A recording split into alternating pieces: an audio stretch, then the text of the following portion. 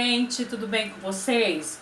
Nós estamos de volta para dar continuidade ao assunto sobre maternidade e as demais coisas que a gente está falando nesse canal. E eu estou aqui novamente com a Larissa. Oi, Larissa. Oi, pessoal, voltamos, enfim. E gente, sabe por que eu precisei? Porque a gente se empolga, né? A gente fala bastante e a gente quer mesmo passar a vida com a naturalidade que ela é, porque às vezes você pensa, meu Deus, eu estou sofrendo, eu estou no fundo do poço, e aí como que eu saio daqui?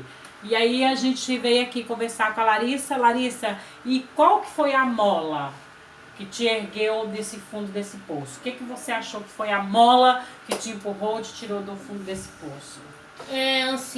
A gente já veio de berço evangélico, né? E claro que tudo que a gente aprende, a gente não esquece. Tá.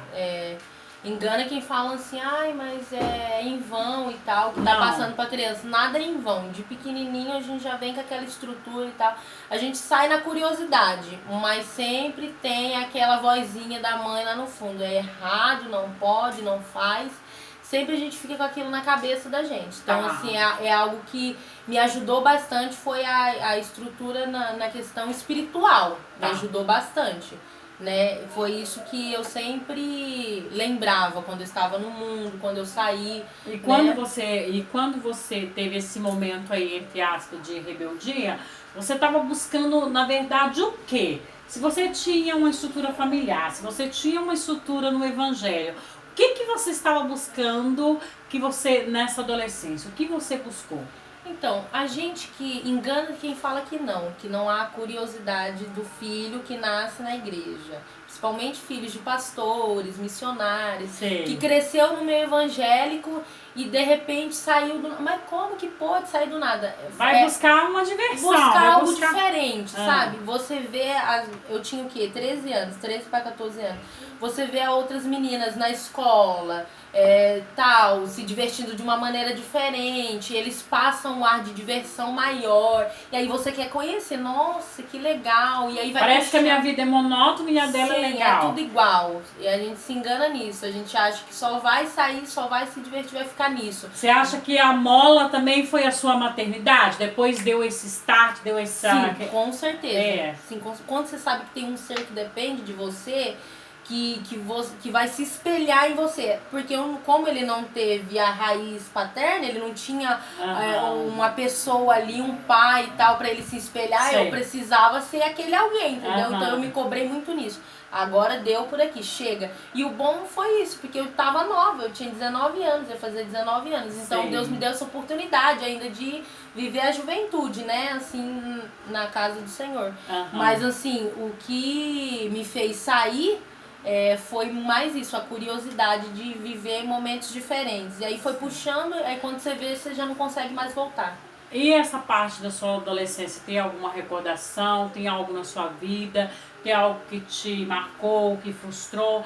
Tanto a sua pré-adolescência, adolescência, ou no meio das pessoas que você conviveu, ou amigos, ou assim, tem alguma coisa que te marcou você? Então, o que eu lembro muito, que geralmente quando eu vou até nas igrejas falar um pouco do meu testemunho, ou até para outras pessoas, assim, que você é usada para dar o exemplo da sua vida, porque nada mais é do que um testemunho que você vive, né? Que a gente conta aquilo que a gente viveu, porque né? É tão vago quando você fala da outra pessoa.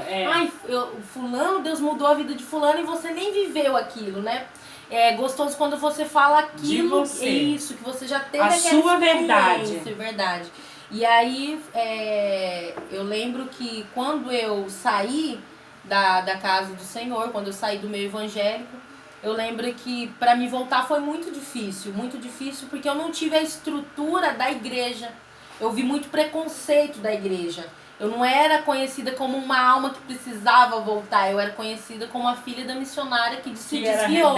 Rebelde, que se desviou e tal. Então, ao invés dele... Você já tinha que ter nascido forte, no caso. Tipo assim, a pessoa já tem que nascer pronta. Sim, porque ela responde pela família, entendeu? A mãe, se ela cair, vai ser o nome da mãe dela que vai responder por isso. Mas assim, eu vi que muito preconceito, que eu lembro que eu costumava sentar numa calçada e ficar conversando com os amigos, bebendo. E quando os jovens, próprios jovens da igreja, por isso quando eu vou falar para os jovens da igreja, eu falo para eles, tipo assim, parar com esse preconceito, que a gente que tá no mundo precisava tanto que eles fossem lá falar com a gente, e eles passavam, sério, de um lado da rua pro outro lado. E eu ouvi eles falando, filha da missionária Cleonice. E ao invés deles me dar força, eles faziam com que eu ficava mais rebelde, se sentisse pior. Sim, eu só não aceita. Então eu também me revoltava mais. De aceitação. Aí você não se sentia incluída.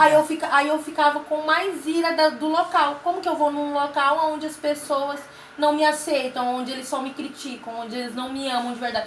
Porque o adolescente, o jovem que tá engana-se que acha que tá tudo bem, tá tudo legal. Gente, não é.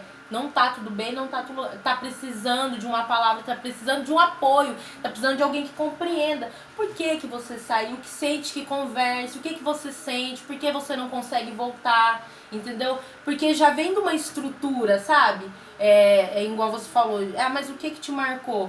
Eu tive muito... Tipo assim, hoje eu tento fazer com os meus filhos o que eu não tive. Eu não tive muito diálogo na minha família.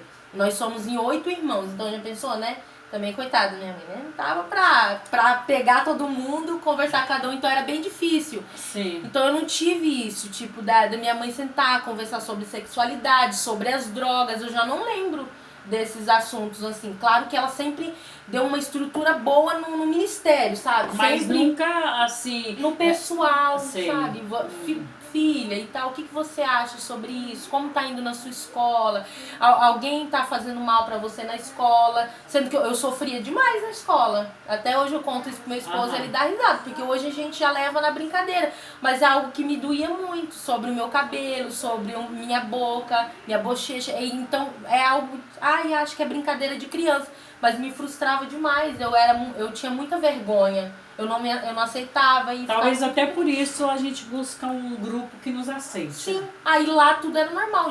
Os rapazes já me achavam mais bonita, atraente. Então eu queria estar no meio de quem me valorizava. Sim. Entendeu? Tipo assim, as pessoas de dentro da igreja só valorizavam quando eu estava cantando, quando eu tinha algo para oferecer. Então elas estavam valorizando, tipo, o seu dom, sim, não você. Não a pessoa, não queria saber o que eu sentia. Entendi. Né? Então, assim, eu vim já com isso, da infância.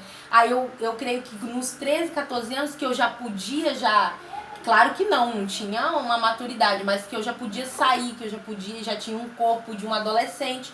Aí foi onde entrou a revolta. Eu quero sair, eu quero conhecer, porque eu quero que alguém me entenda, sabe? Eu quero que as pessoas me entendam. E agora, como que é o seu cuidado para os seus filhos? Porque você não falou da sua segunda maternidade, né? Eu tive a oportunidade, na minha segunda maternidade, de ter o que eu não tive na primeira. Claro que, mas, nossa, tá falando que não foi legal. Eu vejo assim, que Deus, ele dá oportunidades pra nós, sabe? É como se, eu te ensinei aqui, agora você vai sentir aquilo que você não sentiu lá. Eu consegui ter com a Miriam o que eu não tive com Moisés em relação à paternidade. Tive Entendi. O acompanhamento do Caleb numa ultrassom, numa consulta, de uma mão na barriga, sabe? Isso, tem gente que acha que não, mas faz uma diferença enorme, principalmente no sentimento da mãe, sabe? Ela consegue sentir abraçada, porque a gente fica muito vulnerável. Fica e ali na hora que o neném nasceu, tocar o neném. Sim, você olhar, você tá ali, porque no do Moisés era só eu e Deus. Você tá ali, tá tendo a cesárea. Já ali na minha segunda maternidade eu consegui sentir a mão do Caleb, a gente chorou. Então foi um ambiente gostoso, de gratidão, sabe? De ver. Até porque também do outro lado, do lado inverso da moeda aí, do outro lado, ele também teve uma frustração na primeira filha. Sim. E ele foi Deus dando a oportunidade para ambos, né? Porque ele também não teve essa aproximação. E no começo, então, aí foi pros dois, Foi um momento maravilhoso. E agora, pros seus filhos, qual que é o plano? O que os erros que você cometeu como adolescente que você não quer que aconteça com seus filhos? Agora, o instinto protetor. A gente fica meio paranoia, a gente fica muito paranoia. Eu confesso que com Moisés eu era assim, gente, você não tá entendendo, eu era muito quem tá cuidando, até demais, super protetora. sim, que até ao mesmo tempo a gente acaba estragando a criança, sabe? Porque a gente tem que preparar eles pro mundo. E eu queria, tipo assim, tirar ele da realidade, sabe? Tudo é bonito, tudo é legal, não existe gente ruim, sendo que eu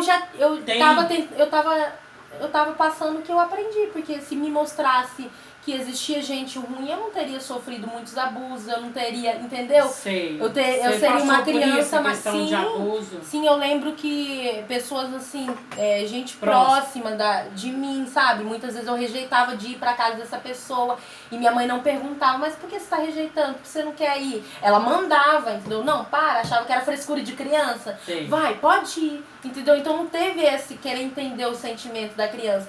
E aí chegou um momento que eu não tava prestando atenção, mas eu tava fazendo a mesma coisa com meu filho, sabe? Não contando as coisas. Esconder que o mundo é mau, que as pessoas tem são pessoas más. ruins, entendeu?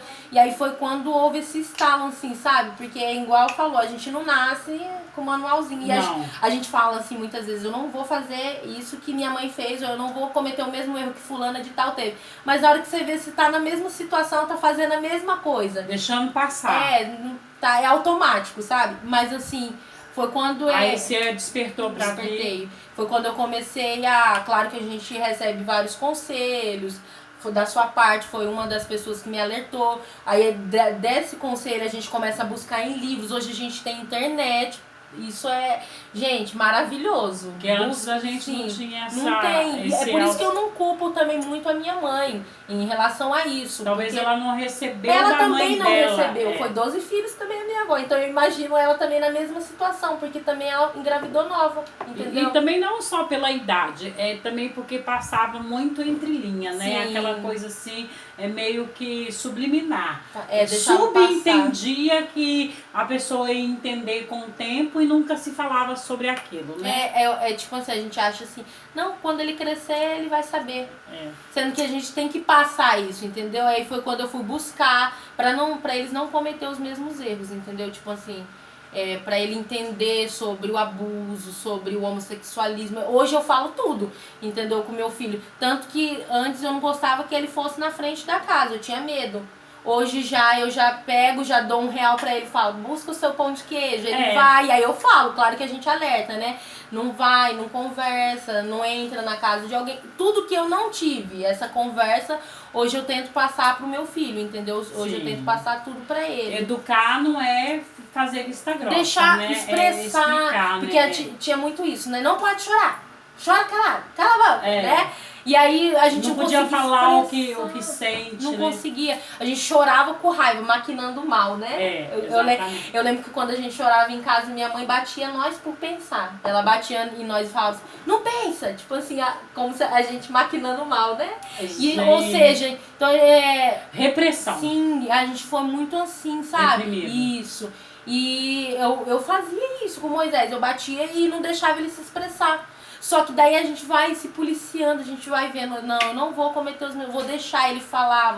E hoje a minha mãe, por incrível que pareça, como vó, tá aprendendo ela com fala, você. sim, ela fala as mesmas coisas. Conversa com ele, leva ele num psicólogo. E assim, pra ver como que depois de mãe, virou vó e mudou, entendeu? Então, assim, o que eu tenho a falar é mais isso, assim, a gente às vezes age no automático, né, como mãe.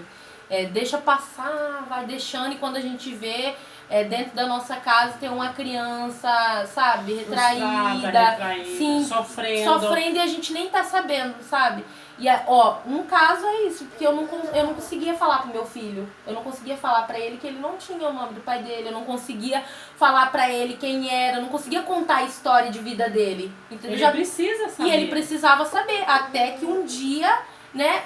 Mas muito cedo, nunca é cedo demais. Eu coloquei ele na mesa, falei pra ele, ele super entendeu, né? Claro. Super entendeu. E ele até falou pra mim, mas agora meu nome é Samuel Moisés dos Santos Martins. Ou seja, ele aceitando o pai dele, entendeu? Que é o pai de criação dele, que é o Caleb. Então, assim, isso me deixa muito orgulhosa de mim, sabe? Ver que eu tô conseguindo. Você tá crescendo como pessoa. Com certeza. Esse é o legal de, não importa, como eu falou, de ser mãe com 12, 13, 20 anos, a gente vai aprendendo com o tempo. A gente nunca sabe tudo. Nunca sabe tudo. Eu vi muita gente falando, quando eu tenho meu filho, ele vai ser assim, assim, assim. E foi totalmente diferente. Então é tudo diferente. Um aprendizado. É um aprendizado, a gente aprende muito. Então, Larissa, tá muito gostoso, né? O papo aqui com você tá maravilhoso, mas... Isso porque eu não queria falar. Não queria falar. A segunda experiência, que é a Miriam, é outra história, né? Tá sendo outro aprendizado. Graças a Deus. Casa bagunçada, brinquedo espalhado.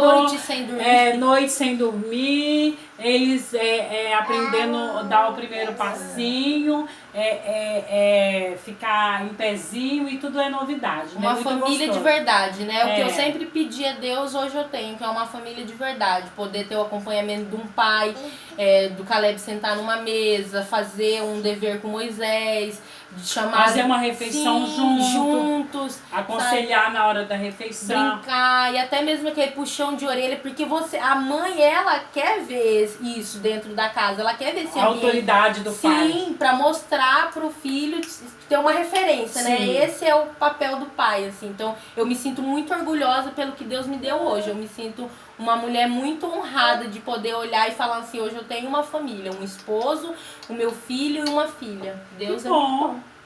Fiquei feliz, viu, Larissa? Deus é bom. E aí, agora em agradecimento, se você puder louvar um pedacinho hoje, pra gente, tá? Meu marido não tá aqui pra tocar. Ele não tá, então a gente vai no playback, né? Esse hino é um hino que eu gosto muito. Ele tem uma frase que diz que ainda aqui pra te servir eu tenho que chorar. Porque chorar é melhor do que errar, né? É melhor chorar com ele do que ficar sem ele. É verdade. Eu queria compartilhar um pouquinho desse hino com vocês. E aí vocês aproveitam, vai lá no canal Lari Martins e se inscrevam, gente, por favor. Obrigado, gente. Deus abençoe. Com gemidos que palavras não podem explicar, que me leva, ó Pai, às minhas intercessões. Quando dobro os meus joelhos em meio às tribulações, Ele ouve o gemido do meu coração. Ó Jesus, a Ti confesso, não dá pra viver, não dá, sem sentir a Tua presença no meu ser. Sou eterno dependente, ser humano tão carente. Estou de novo aqui e quero ter o poder. E ainda que pra Te servir, Jesus, eu tenha que chorar. Te servirei porque comigo estará. Sofrer contigo é bem melhor do que